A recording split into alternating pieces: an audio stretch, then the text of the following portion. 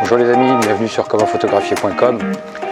Alors ça faisait un certain temps que je n'avais pas fait de vidéo, alors dans cette première vidéo, donc je profite de ma petite heure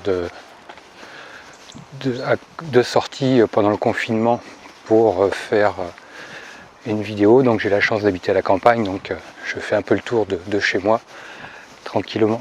Alors aujourd'hui je voulais vous parler d'un truc important en photo de paysage ou en photo tout court. C'est du vertige, des problèmes de sécurité liés à la peur du vide. Moi j'ai toujours souffert du vertige, de la problématique de vide. Mais bon, j'ai toujours pu me battre contre ça et prendre sur moi pour vaincre plus ou moins cette difficulté, pour parvenir à mes fins dans mon travail, dans ce que j'avais à faire. Dans la photo, moi ça fait déjà plusieurs décennies que je travaille, que je suis professionnel dans la photo. J'ai eu des problématiques avec le vertige, par exemple faire des photos de planches à voile à monter pour aller fixer des mâts de planches à voile dans des hangars qui faisaient 10-15 mètres de haut, avec des échelles triples ou quadruples. Donc je vous dis pas l'assemblage pour monter là-haut. Et vaincre sa peur pour grimper tout là-haut, pour aller fixer les hauts de mât avec des bouts, des choses comme ça. Donc ça c'était des choses un peu épiques. Se retrouver sur des toits pour faire des photos de panneaux solaires, de poses de panneaux solaires, en bordure de toit par exemple, grimper en haut de grues de chantier qui sont en manutention, donc inutile de vous dire que là-haut ça brasse un petit peu quand ça bouge, c'est impressionnant. Marcher aller évoluer sur des barrages hydrauliques, sur des passerelles en grillage, ce genre de choses.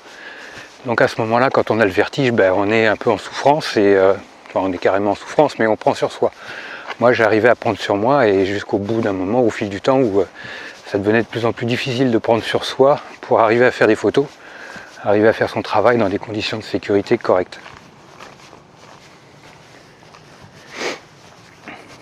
Il y a un avion qui passe plus loin. Donc, à un moment donné, il faut trouver des solutions pour résoudre tout ça et retrouver des conditions de travail de sécurité. Par exemple, quand j'allais aux États-Unis, dans les grands parcs, c'est pas rare de se retrouver en bord de falaise ou des choses comme ça. Je me souviens, par exemple, c'est Deaders Point, on a 600 mètres de dénivelé à cet endroit-là. Quand on va sur le lac Powell exactement, quand on est en haut des Mezzas sur Monument de Vallée ou des choses comme ça. Donc alors moi j'ai trouvé une solution, donc je voulais la partager avec vous, qui a été très efficace pour moi. En tout cas c'est l'hypnose thérapeutique.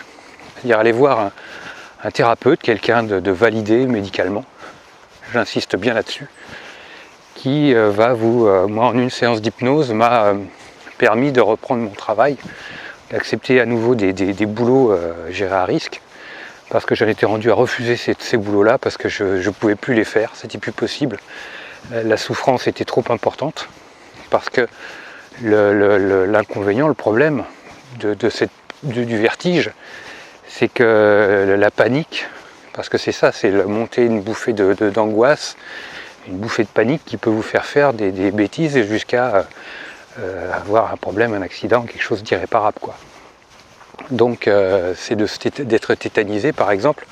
Moi il m'est arrivé de me retrouver tétanisé en bordure de toit lors d'un reportage pour faire des photos pour des poses de panneaux solaires. Et c'est les gars qui sont venus me chercher, me prendre pour me descendre, quoi. Et c'est à partir de ce moment-là où j'ai décidé de trouver une solution et de faire quelque chose, quoi. Donc vraiment je vous encourage à aller tester l'hypnose thérapeutique. Moi une séance d'hypnose ça a été très efficace, vraiment. J'étais pas forcément fan de ce truc-là, mais en même temps, moi, à bout d'un moment, j'avais pas d'autre solution. Donc je me suis dit, moi je suis quelqu'un d'assez cartésien, donc tout ce qui semble un peu bizarre ou inexplicable ou inexpliqué, c'est pas mon truc. Ça m'intéresse pas. Donc l'hypnose, je me suis dit, s'il y a que ça, je me suis motivé personnellement, psychologiquement, pour m'ouvrir à ça. Me dire, si ça fonctionne, il faut que ça fonctionne avec moi. Pour moi c'était plus du charlatanisme ou des choses comme ça. Donc je me suis dit je veux pas que ça soit du charlatanisme, il faut que ça marche avec moi. Ça a fonctionné, 35 € une séance, ça a duré 1 heure.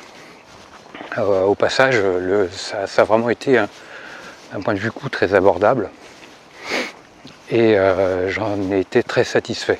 Alors après, il y a le phénomène inverse, c'est qu'après, on n'est pas soumis au problème de vertige. On a toujours peur de toute façon, mais en même temps, il faut faire attention parce qu'on est beaucoup moins conscient du risque. Comme on va pouvoir retrouver des conditions de travail en situation difficile, on peut être aussi à l'inverse amené à prendre des risques qui ne sont pas forcément utiles. Donc moi je me suis retrouvé par exemple, pareil, aller en bordure de falaise pour des photos qui n'étaient pas forcément utiles. Donc faire attention aussi à ça, l'inverse aussi est possible. Donc faites très attention avec votre sécurité. Est-ce que ça vaut le coup d'aller se mettre, faire un selfie en bord de falaise pour un selfie, pour une photo souvenir? Non. Donc évitez de prendre ce type de risque, faire de la photo de paysage, faire de la photo tout court, où exister, on n'a qu'une vie. Donc il faut la respecter et en prendre soin, et également ne pas mettre la vie des autres en danger, en se mettant en danger soi-même. Voilà les amis, écoutez, un petit like, moi ça me fera super plaisir.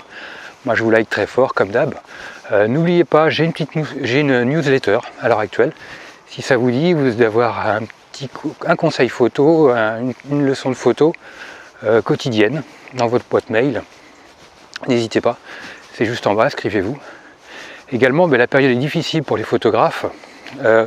Certains font des petites cagnottes en ligne pour faire que les internautes fassent des dons. Moi je vais pas faire ce genre de choses, ça ne m'intéresse pas. J'aime bien que ce soit du win-win.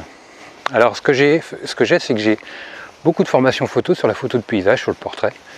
J'en ai une cinquantaine, je crois, je sais plus, 30 ou 40.